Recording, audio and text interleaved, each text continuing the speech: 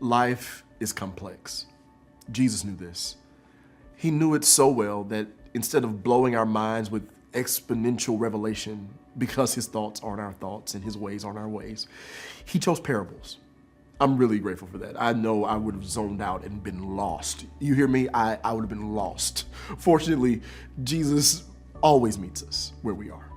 Man, if I don't say anything else, I've said enough. Jesus always meets us right where we are. In Luke, he starts by talking about seed and how important it is to be mindful of where you plant. Some of the seed falls on thorns. Some are worthless because they don't have any good fertile soil to thrive in. Some fell on harder ground and they weren't as fruitful as they could be because they weren't in the right kind of soil. But some fell into fertile soil and they sprang up and lived up to their purpose and their potential. Let's talk about fruits and vegetables. They're great, they're good, they're beautiful, they're colorful. But the funny thing is, when we encounter fruits and vegetables the most, they're usually dying. When we encounter a strawberry or a banana, those things have been cut off of their life supply, and we experience them moments before they're no longer good because they've been disconnected from their source. They're living up to their main purpose, to be consumed by us or animals or insects, and then for their seeds to be planted.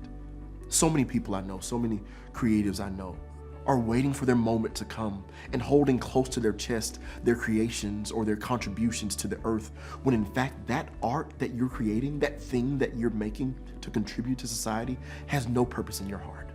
Sounds weird, doesn't it? But listen, hear me. God's given you this for you to fertilize and nourish and then cut out of you and give away, that it may germinate in the wombs of other people's hearts. That visual creation you're brewing, that idea you're forming, I don't know. I don't really care what it is. It's much like an apple pie on a summer evening. It's wonderful to be consumed. It's delicious. But those apples that made that pie can never be put back on the branch they grew on. They've served their purpose.